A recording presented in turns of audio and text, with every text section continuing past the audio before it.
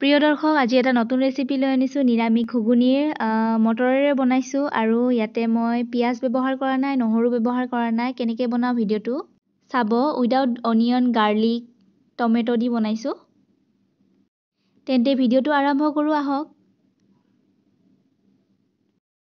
প্ৰথমতে মই ইয়াতে লৈ লৈছোঁ কেইটামান মটৰ আৰু লগতে আছে কাবেলি বুট। এইখিনি ৰাতি মই ভিজাই ৰাখিছিলোঁ আৰু মৰ্ণিঙত বনাব ওলাইছোঁ। লগতে মই লৈছোঁ আলু কেইটামান কাটি।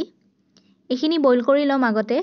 বইল কৰিব মই কুকাৰ এটা ব্যৱহাৰ কৰিছোঁ। তাতে মই বুটখিনি দি দিছোঁ আৰু মটৰখিনি, লগতে আলুখিনি দি দিছোঁ আৰু জোখ অনুসৰি মই পানী দিছোঁ।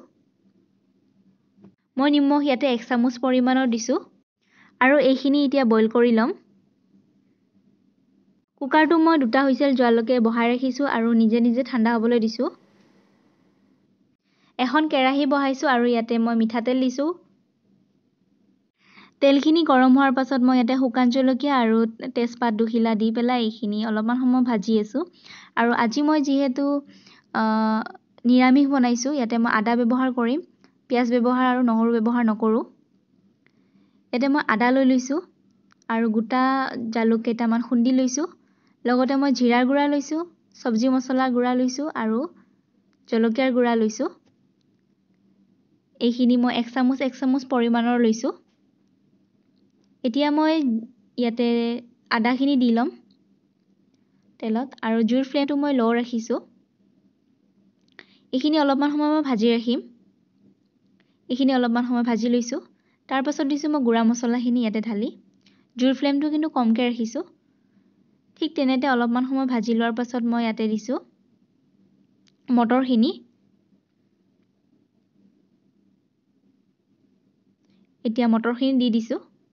গোটেই মটৰখিনি মই ইয়াতে দিয়াৰ পাছত ভালদৰে মছলাৰ লগত মই মিক্স কৰি লৈছোঁ আৰু ইয়াতে দিছোঁ মই 1 চামুচ পৰিমাণৰ হালধিৰ গুড়া আৰু এইখিনি গোটেইখিনি খুব ধুনীয়াকৈ মিক্স কৰি লৈছোঁ।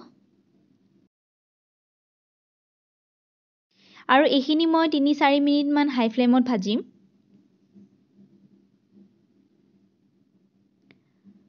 আৰু ইয়াতে দিছোঁ মই সোৱাদ অনুসৰি নিমখ। মই বইল কৰোঁতেও নিমখ দিছিলোঁ, কিন্তু কমকৈ দিছিলোঁ।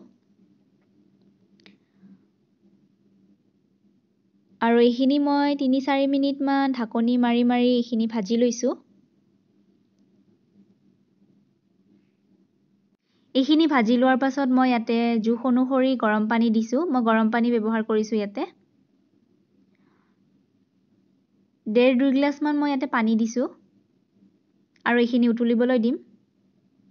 আৰু ইয়াতে আপোনালোকে সোৱাদ অনুসৰি কেঁচা জলকীয়াও দিব পাৰে। উতলি থকাৰ মাজতে মই জলকীয়া গোটাই দিছোঁ। এইখিনি মই 4-5 মিনিটমান উতলিবলৈ দিছিলোঁ ঢাকনি মাৰি। তাৰ পাছত এইখিনি হৈ গৈছে। এতিয়া গৰম মছলা দিছোঁ মই 1 চামুচ পৰিমাণৰ হোৱাৰ আগে। গৰম মছলাটো দিয়াৰ পাছত 1 মিনিটমান উতলিবলৈ দিম। তাৰ পাছত এইখিনি হৈ গৈছে। ইয়াতে যদি আপোনালোকে ধনিয়া দিব বিচাৰে, ধনিয়া পাত কাটি দিব পাৰে। ভিডিঅ'টো চাই কেনেকুৱা পালে কমেণ্টত জনাবলৈ নাপাহৰিব। লগতে লাইক কৰি দিব, শ্বেয়াৰ কৰি দিব বন্ধু-বান্ধৱীসকলৰ লগত আৰু ছাবস্ক্ৰাইব কৰি দিব যদিহে মোৰ চেনেলত আপুনি নতুন হয়। আৰু কাষত থকা বেল আইকনটো দবাই দিব যাতে মোৰ আহিবলগীয়া নতুন ভিডিঅ'বোৰ আপোনালোকে পাই থাকে। তেন্তে আজিলৈ আহিছোঁ, আকৌ এটা নতুন ভিডিঅ'ৰ সৈতে লগ পাম। ধন্যবাদ।